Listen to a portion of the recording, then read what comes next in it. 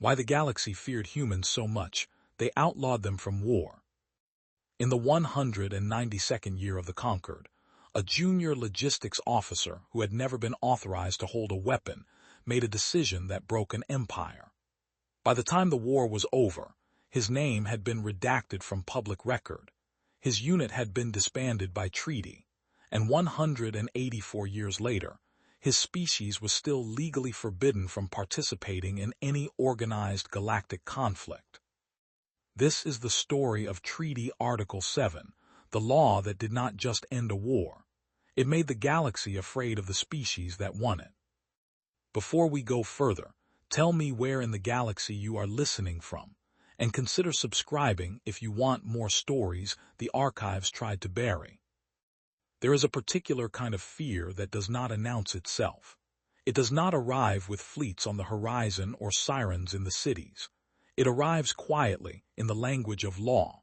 It is written into treaties and signed by trembling claws and tentacles and hands, and once it is written, no one is permitted to speak of why.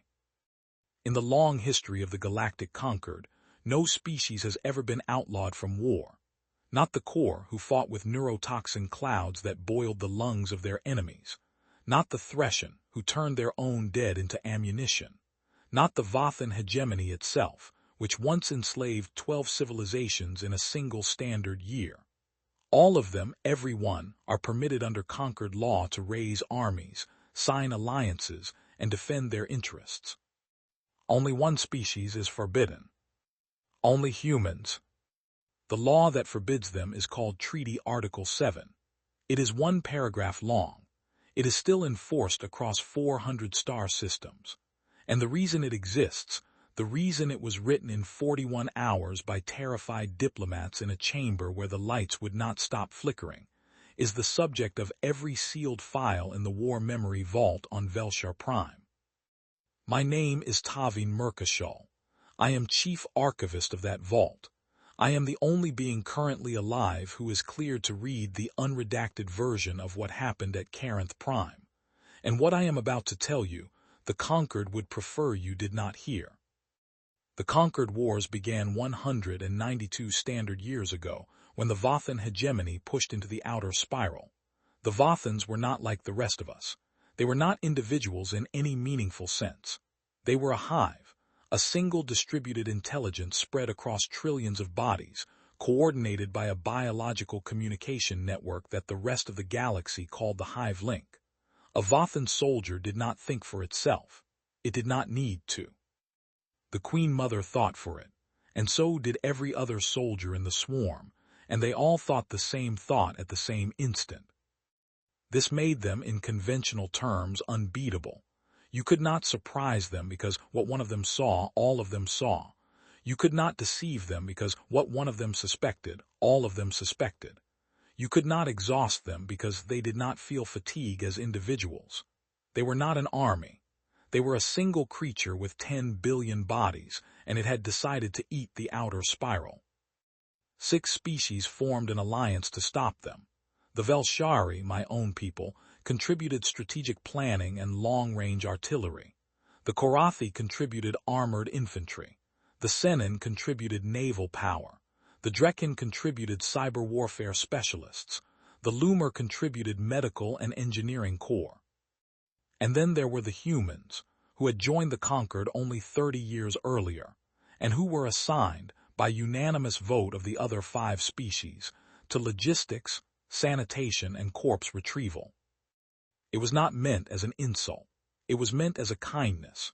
Humans were considered emotionally fragile. They cried at funerals. They wrote letters home. They formed attachments to comrades and grieved when those comrades died. The other species of the Concord had long since evolved past such inefficiencies, or in the case of the Vathans, had never developed them at all. To put humans on the front line, the Alliance reasoned, would be to waste them. Better to let them carry supplies and bury the dead. Better to keep them away from the killing. This was the assessment when the war began. It was not the assessment when the war ended. The shift began in a place called Khaled 9, a mining system in the contested zone of the outer spiral. Khaled 9 was not strategically important. It was a belt of asteroids, a few processing stations, and one Alliance forward command post that monitored Vothan movements in the surrounding sectors. The garrison was small. The supply lines were long. The humans were there because no one else wanted to be. On the 43rd day of the Alliance defense of Khaled 9, the Vothans came. They came in a swarm of 120,000 soldiers, coordinated by a forward command node that the Hive-Link used to relay tactical updates back to the Queen Mother. The Alliance garrison numbered fewer than 4,000. The forward command post was overrun within 6 hours. The Korathi infantry fought to the last soldier. The Senin ships were destroyed in orbit. The Drekkin cyber warfare team self-destructed their systems to prevent capture. The Velshari artillery commander, my own great-grandfather, sent a final transmission to High Command, and then ceased communication. In every Alliance archive, this is where the Battle of Khaled 9 ends. In the sealed files, it is where the battle begins. Because there was a human supply convoy 3 light minutes out, returning from a resupply run to a neighboring system. The convoy consisted of 9 cargo haulers, 3 escort tugs, and 147 personnel. None of them were combat-rated. None of them carried weapons heavier than a sidearm. The senior officer on the convoy was a logistics lieutenant named Yusuf Ademi, 28 standard years old, born in a city called Lagos on Earth. He had joined the conquered service 8 years earlier to pay for his younger sister's medical treatment. He had never fired a weapon in combat. His record described him as quiet, methodical, and unremarkable. When the convoy received the final transmission from Khaled 9, Ademi did not call for orders. He did not consult the Alliance command structure. He did not request authorization. He did 3 things in this order. First, he ordered the convoy's medical officer to begin recording his actions, so that there would be a record. Second, he transmitted a single sentence to his crew: "We are not going to leave them like this." Third, he ordered the convoy to accelerate to maximum velocity and ram itself into the Vothan forward command node. The collision was recorded by a surviving Alliance sensor buoy. The 9 cargo haulers, packed with mining explosives and reaction mass, struck the command node at a relative velocity of 14 kilometers per second. The node was destroyed. The hive link to the Queen Mother fractured. For 11 minutes, the swarm of 120,000 Vothan soldiers stood motionless in the wreckage of Khaled 9, unable to receive orders, unable to coordinate, unable to think. In those 11 minutes, the surviving Alliance garrison, who had been hiding in the rubble of the command post, climbed out and killed 40,000 of them.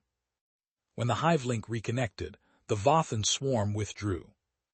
Khaled 9 was the first battle the Vothans had lost in the war. It was also the first time in galactic history that a hive-coordinated species had been disrupted by anything other than overwhelming firepower. The Alliance Review Board examined the recordings for 3 weeks. They concluded that what Ademi had done was technically a violation of 17 separate conquered regulations, including the prohibition on civilian craft engaging military targets, the prohibition on logistics personnel taking combat initiative, and the prohibition on suicide tactics. They did not court-martial him. They promoted him. What happened next was not announced publicly. There was no press release, no medal ceremony, no formal recognition. Quietly, in a classified directive signed by the Alliance War Council, Yusuf Ademi was given command of an experimental unit. The unit was designated the 14th Irregular Tactical Group. It was composed entirely of human volunteers. It operated under a single rule, written into its founding charter. No orders would be accepted from hive-coordinated allied species, and no operational plans would be shared with them. The rule existed because the Alliance had realized something disturbing. The reason Ademi's decision had worked was not because it was clever. It was because it was unpredictable. The Vathan hive link processed information by modeling the decisions of opposing forces in real time. It could predict what the Korathi would do, because the Korathi fought according to doctrine. It could predict what the Senin would do, because the Senin fought according to mathematical optimization. It could predict what the Velshari would do, because the Velshari fought according to strategic theory. It could not predict what Adami had done, because Adami had not made a strategic decision. He had made a human one. He had decided in that moment that he was not going to leave his comrades unburied. The hive link had no category for that. It had no model that included grief as a tactical input. The 14th Irregular Tactical Group was created to weaponize this gap. Within 18 months of its founding, the 14th had developed a combat doctrine that broke every rule of conquered warfare. They feigned retreats and then turned back, not because the tactical situation had changed, but because someone had remembered a personal grievance. They launched suicidal advances at fortified positions, not because they expected to win, but because they wanted to make the enemy waste ammunition. They broadcast jokes over Vathan command frequencies in human languages, knowing the hive link would attempt to translate them and would fail. They sang. They wept openly during battles. They left handwritten letters on the bodies of fallen enemies. They did all of this in the middle of combat operations, and the Vathans began to lose. The Vathan Hegemony's Intelligence Division, an entire subdivision of the hive mind dedicated to modeling enemy behavior, began to produce strange reports. The reports, recovered after the war and now classified in my vault, described the 14th as tactically incoherent and operationally impossible to anticipate. One report, written by a Vathan intelligence node designated KV-771, contained a single line repeated 43 times. They are not behaving like soldiers. They are behaving like people. The Vathan hive link did not know what to do with people. It had fought soldiers for 2,000 years. It had never fought a person. But the humans laughed. That phrase in the Vathan archival language appears in 71 separate intelligence reports from the war. In the Korathi archives, it is recorded as the humans were amused. In the Senin archives, it is recorded as the humans expressed pleasure. In the Drekkin archives, the phrase is rendered as a series of mathematical symbols representing the concept of predictive failure accompanied by vocal output. In the Velshari archives, where I have spent 40 years cataloging these variations, the phrase is preserved in its original human form. But the humans laughed. They laughed when the Vathans surrounded them. They laughed when they were outnumbered 10-1. They laughed when they were dying. The Vathan hive link interpreted laughter as a malfunction, then as a coded signal, then as a psychological weapon, then finally as something it could not interpret at all. The intelligence report stopped trying to explain it after the first year of the war. They simply note it, the way a scientist notes a phenomenon outside their model. By the second year, the 14th Irregular Tactical Group had grown from 300 soldiers to 12,000. By the third year, every human in the alliance had been transferred into it. By the fourth year, the Vathans had stopped advancing into human-defended sectors entirely. By the fifth year, the alliance had stopped using non-human forces in offensive operations, because the Vathans could still predict everyone else. And at the center of all of it, quietly, methodically, was Yusuf Adami. He was not what anyone expected the most feared man in the galaxy to look like. He was 31 years old by the time he was given command of the entire 14th. He was of medium height by human standards, slight of build, soft-spoken. He did not shout orders. He did not give inspirational speeches. He spoke to his soldiers individually by name and remembered the names of their families. He kept a list of every soldier under his command who had died, and he carried that list with him into every operation. He prayed before battles, quietly, in a language called Yoruba that the Alliance translation systems had to be specially programmed to recognize. He wore a helmet that became, in time, more famous than his name. The helmet was standard Alliance issue, dark gray, designed to interface with combat sensors. But across the front of it, in yellow crayon that had been sealed under a thin layer of clear resin to preserve it, was a drawing. The drawing showed a yellow sun with a smiling face. Beneath the sun, in the careful, uneven letters of a young child, were 3 words: "Come home, Daddy." The drawing had been made by Adami's daughter Amara, age 6, on the morning he deployed for what was supposed to be a routine 6-month logistics rotation. He had brought it with him to remind himself why he was fighting. After Khaled 9, when he was given combat authorization, he had sealed it onto his helmet. He wore that helmet in every battle of the conquered wars. The Vothans saw it. The Hivelink recorded it. Every Vothan soldier who survived an engagement with the 14th reported the image of the smiling yellow sun on the commander's helmet. The Hivelink attempted to categorize it. It tried to classify it as a unit insignia, a rank marker, a tactical symbol, a psychological warfare element. None of the classifications fit. The yellow sun did not behave like a symbol. It did not appear in propaganda. It did not appear on flags. It appeared only on one helmet, worn by one man, and the man wearing it kept winning. In the 3rd year of the war, a captured Vothan intelligence node was interrogated by Alliance specialists. The node was asked what it had been ordered to do regarding Adami. The translation of its response, preserved in my archives, reads as follows: "We were ordered to understand him, we could not. We were ordered to predict him, we could not. We were ordered to kill him, we could not. We were ordered finally to record him so that those who came after us would know what he was. We have recorded him. We do not know what he is. He does not behave like a soldier. He behaves like a man." The node was returned to Vothan custody as part of a prisoner exchange. Itself terminated within an hour of returning to the Hivelink. The Hivelink could not integrate what it had learned. By the end of the 5th year of the war, the Vothan hegemony was losing on every front. Not catastrophically, not in the sense of armies being destroyed, but slowly, the way a creature loses blood from a wound it cannot find. The Hivelink was misfiring. Soldiers were hesitating before orders. The Queen Mother's processing capacity was being consumed by attempts to model human behavior. The hegemony was not collapsing. It was unraveling. And then Adami blockaded Carinth Prime. Carinth Prime was the Vothan homeworld. It was a planet of 80 billion Vothan citizens, orbited by the largest defensive fleet in the known galaxy, protected by orbital weapons platforms that could shatter moons. To attack Carinth Prime was considered, by every Alliance strategic assessment, mathematically impossible.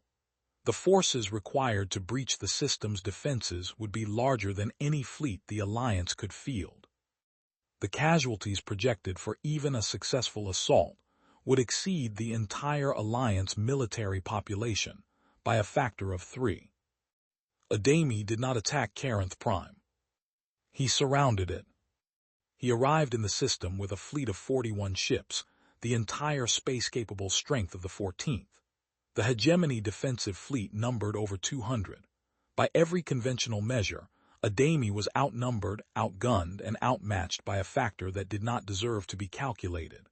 The Vothan High Command, upon detecting the Alliance fleet's arrival, did not even bother to scramble its full defenses. It dispatched a small interception force and continued normal operations. Adami did not engage the interception force.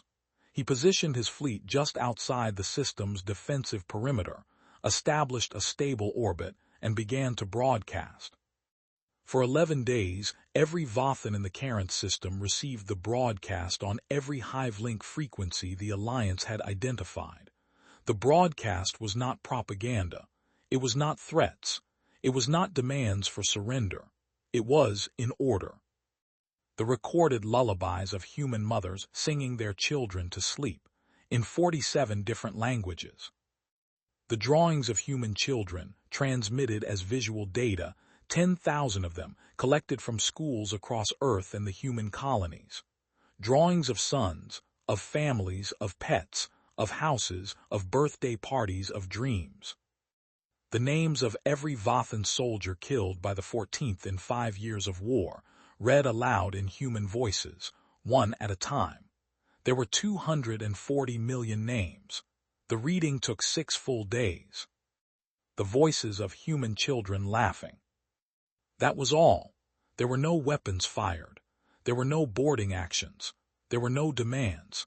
There was only the broadcast repeating day after day on every frequency the hive link used to coordinate its 80 billion bodies. On the 3rd day, Vathan workers in the orbital factories began to stop working. They could not explain why. The hive link recorded their hesitation as malfunctions and tried to reroute their tasks. The reroutes failed. By the 5th day, 12% of the Vathan industrial output on Carinth Prime had ceased. By the 7th day, soldiers in the defensive fleet were reporting tactical confusion. They were receiving orders from the hive link, but the orders no longer felt correct. By the 9th day, the Queen Mother was diverting more than 60% of her processing capacity to managing the disruption, and was unable to coordinate operations on any other front. On the 11th day, the Queen Mother of the Vathan hegemony, ruler of 80 billion soldiers and the most powerful single intelligence in the known galaxy, opened a communication channel to Yusuf Adami's flagship. She asked him what he wanted. The recording of the conversation is sealed in 3 vaults on 3 different worlds. I have read the transcript. It is the most important document in my collection. Adami did not make demands.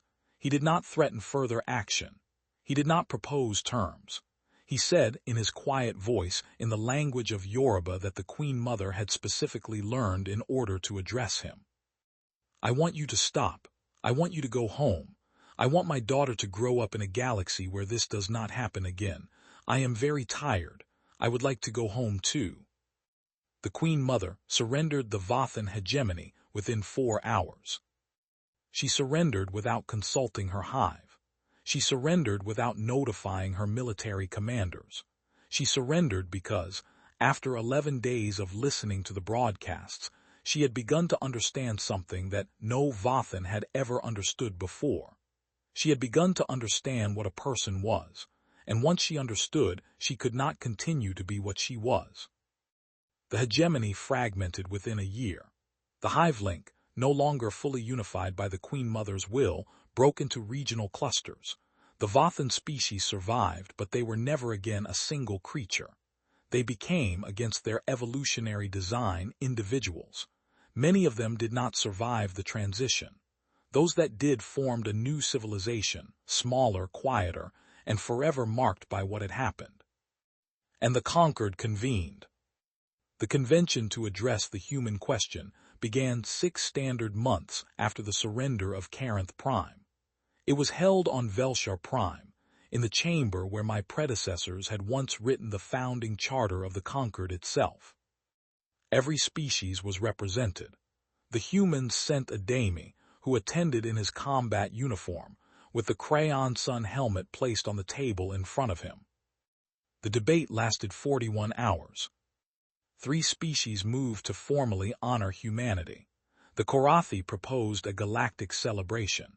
The Senin proposed a permanent human seat on the Executive Council. The Lumer proposed the construction of monuments on every conquered world. 2 species moved to destroy them.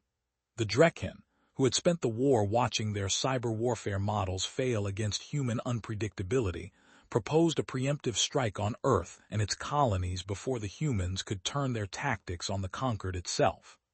The fragmented Vathan delegation, still reeling from the dissolution of their hive, supported the proposal. They could not survive a second war. It was the Velshari who proposed the 3rd option. My predecessor, Chief Diplomat Renal Varkashal, stood before the assembled conquered and said something that has been quoted in every history book the conquered has produced since. She said, "We cannot honor them, because to honor them is to admit what they did. We cannot destroy them, because to destroy them is to confirm what they are capable of. We must do the only thing that remains. We must remove them from the equation." Treaty Article 7 was drafted in the 41 hours that followed. It is one paragraph long. It reads in the Concord's formal language: the species designated as Homo sapiens, originating from the planet Earth in the Sol system, is hereby prohibited from participation in any organized galactic conflict, alliance, military coalition, or armed engagement under Concord jurisdiction. This prohibition is permanent and non-negotiable. Violation of this article by any party, human or otherwise, shall result in immediate and comprehensive sanction against the human homeworld and all human colonies. This article exists to preserve the stability of the Concord and the predictability of galactic warfare. It is not to be revisited. The humans signed it. Adami signed it himself on behalf of his species in the same chamber where the surrender of Carinth Prime had been formalized. He read the article carefully. He did not object. He did not negotiate. He placed his signature beneath the Concord seal, and then he stood, and he picked up the crayon sun helmet from the table, and he walked out of the chamber. He never spoke publicly again. He returned to Lagos. He retired from the Concord service. He spent the remainder of his life with his family. His daughter Amara, who had been 6 when he deployed and was 13 when he returned, grew up beside him. He died at the age of 87 in the same house where he had been born. His funeral was attended by his family, his neighbors, and one Velshari archivist who had traveled from across the galaxy to pay respects on behalf of my office. I was that archivist. I was very young then. I remember the smell of the city and the heat of the sun, and the small yellow flowers his daughter placed on his grave. His grave is marked with a simple stone. There is no rank, no honors, no record of what he did. There is only his name and the years of his life, and above them, etched into the stone, a yellow sun with a smiling face. 184 years have passed. Treaty Article 7 is still enforced. It has never been challenged. No human has served in any organized galactic conflict since the day Adami signed it. The Concord has fought 4 wars in the years since, against various threats, and humans have participated in none of them. They have been formally excluded from every alliance, every coalition, every military exchange. They are, by treaty, a civilian species. The hive-coordinated species of the galaxy have not fought a single war among themselves in those 184 years. The Vothans, the few remaining hive species, the Drekkin collective minds, all of them have abandoned organized warfare entirely. They cannot risk it. They have all read the sealed reports. They have all seen what happens when a hive link encounters a person. What does Treaty Article 7 tell us? Beyond the story of one quiet man and one impossible war. It tells us that the galaxy did not fear humans because they were cruel. By every measure available to my archives, humans were not crueler than any other species in the Concord. They did not commit genocide. They did not torture prisoners. They did not target civilians. They fought, and they grieved, and they laughed, and they kept fighting. The cruelty of war was no greater in their hands than in anyone else's. That is not why the galaxy outlawed them. It tells us that the galaxy feared humans because they could not be predicted. Every other species in the Concord in some way fought according to a pattern. The Korathi had doctrine. The Senin had mathematics. The Velshari had theory. The Vothans had the hive. Even the most chaotic species had algorithms underneath their chaos. Humans had none of these things. Humans fought as individuals, each one making their own decision in each moment, and no model in the galaxy could account for what an individual would do. That is what made them dangerous. Not their strength, not their numbers, not their technology. Their individuality. And it tells us, finally, that the galaxy outlawed humans to protect itself from its own predictability. Every species that had spent millennia optimizing its decision-making, refining its doctrine, synchronizing its hive, had built a civilization that could not survive an encounter with someone who would simply decide. The Concord did not just fear humans. The Concord feared what humans revealed about everyone else. We were all predictable. We had all been predictable for so long that we had forgotten there was any other way to be. And then, a logistics officer with a crayon-painted helmet had reminded us, and we could not bear it. So we wrote a law to forget. The treaty that outlawed humans from war was not written to remember what they did. It was written so that we would never have to remember, so that the records could be sealed, the unit disbanded, the man retired, and the galaxy could return to its comfortable patterns, its predictable conflicts, its manageable wars. It has not worked. In 184 years, the conquered has not fought a war that was not haunted by what we did to humanity. Every strategic assessment now includes a section on irrational variables. Every military doctrine now acknowledges the limits of prediction. Every hive-coordinated species now lives in quiet fear of what might happen if any individual member ever begins to think for itself. We tried to legislate the human question out of existence, and instead we legislated it into the foundation of every civilization in the galaxy. Somewhere in a cemetery in Lagos, beneath a yellow sun carved into stone, a soldier is buried. He was a logistics officer. He carried his daughter's drawing into every battle of a war he should not have been allowed to fight. He surrendered an empire of 80 billion souls by playing them lullabies and reading them the names of their dead. He signed the treaty that outlawed his own species from war, and he walked home, and he never spoke of it again. Yusuf Ademi did not become a legend because he was strong. He did not become a legend because he was cruel. He did not become a legend because he was clever. He became a legend because he was a person in a galaxy that had forgotten what a person was, and once he reminded us, we could not afford to let it happen again. The conquered did not outlaw humans because they could not be beaten. The conquered outlawed humans because they could not be predicted. Some laws are written to remember. Article 7 was written to forget. The galaxy is still trying.